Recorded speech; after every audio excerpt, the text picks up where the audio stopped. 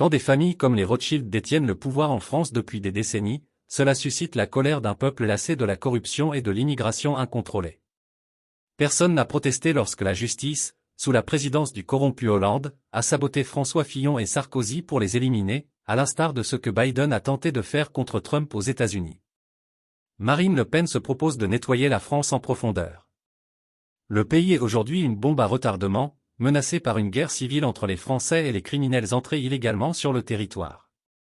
Macron cherche à créer une guerre européenne contre la Russie, qui pourrait détruire la France et le reste du continent par un conflit nucléaire.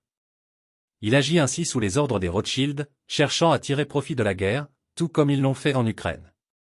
Ils sont indifférents à la mort des 500 000 soldats ukrainiens.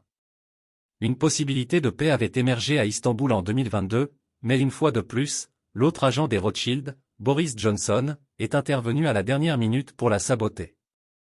Je ne sais pas si Marine Le Pen est désormais à la solde des Rothschild, mais il est certain que cette famille, comme une vermine, détruira le monde aux côtés de leurs associés Rockefeller aux États-Unis.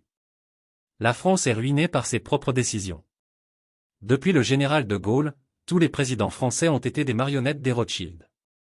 Les dynamiques de pouvoir, l'influence des Rothschild en France. À travers l'histoire, le contrôle du pouvoir a toujours été une danse complexe de manipulation, d'influence et d'alliances stratégiques. Lorsque des familles comme les Rothschild détiennent le pouvoir en France depuis des décennies, cela suscite inévitablement l'ire d'une population fatiguée de la corruption et de l'immigration incontrôlée. La perspective machiavélienne nous permet de disséquer ces dynamiques, révélant les courants profonds en jeu. Le long bras des Rothschild. La famille Rothschild, symbole de puissance financière et d'influence politique, est un acteur majeur sur la scène mondiale depuis le XVIIIe siècle. Leur influence en France ne fait pas exception.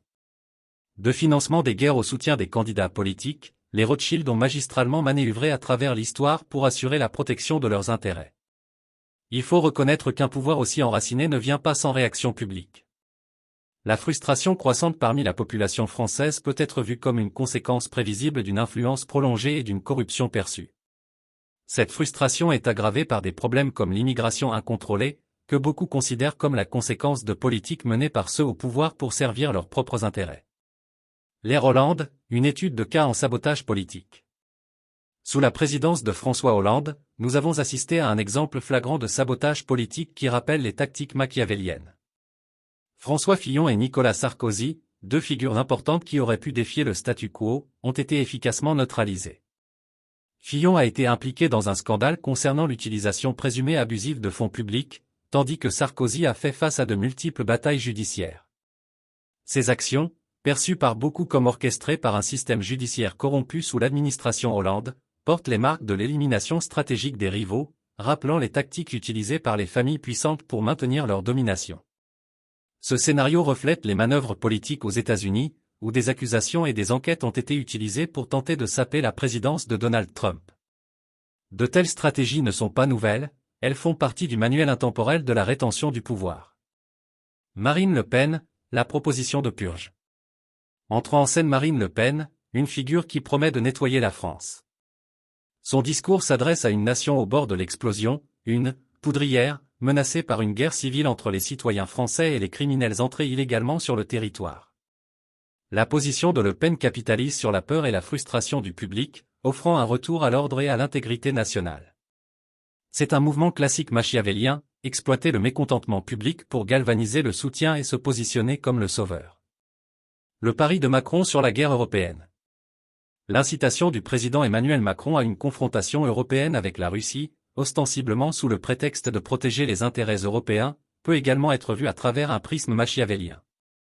Une telle guerre servirait plusieurs objectifs, consolider le pouvoir de Macron, détourner l'attention des problèmes intérieurs et, crucialement, servir les intérêts de ceux qui profitent des conflits notamment, les Rothschild. La guerre en Ukraine, qui a vu des pertes humaines et des destructions considérables, est un témoignage de la rentabilité du conflit pour certaines élites. Malgré les opportunités de paix, comme celle d'Istanbul en 2022, ces dernières ont été sabotées, avec Boris Johnson, un autre agent lié aux intérêts des Rothschild, intervenant à la dernière minute pour faire échouer les efforts de paix. Cela garantit un conflit prolongé, donc des profits et une consolidation du pouvoir pour ceux qui tirent les ficelles dans l'ombre. La main invisible.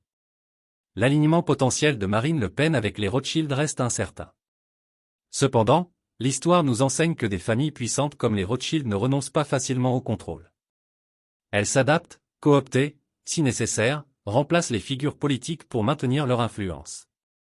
La comparaison avec l'influence des Rockefeller aux États-Unis est appropriée. Les deux familles illustrent comment une richesse et un pouvoir enraciné manipulent les événements nationaux et internationaux pour servir leurs propres intérêts. Conclusion, le destin d'une nation. La France, nation à l'histoire riche en révolutions et en résilience, se trouve à la croisée des chemins. Les décisions qu'elle doit prendre sont influencées par un réseau complexe de dynamiques de pouvoir, de griefs historiques et de stratégies machiavéliennes. Comprendre ces influences est crucial pour la population afin de naviguer dans les eaux traîtresses de la politique moderne. Les Rothschild, comme d'autres dynasties puissantes, se sont tissés dans le tissu de la politique nationale et mondiale. Leurs actions, souvent entourées de secrets et de manipulations stratégiques, continuent de façonner le destin des nations. L'avenir de la France, par conséquent, dépend non seulement de ses dirigeants, mais aussi de sa capacité à reconnaître et à défier ces mains invisibles qui guident le cours de son histoire.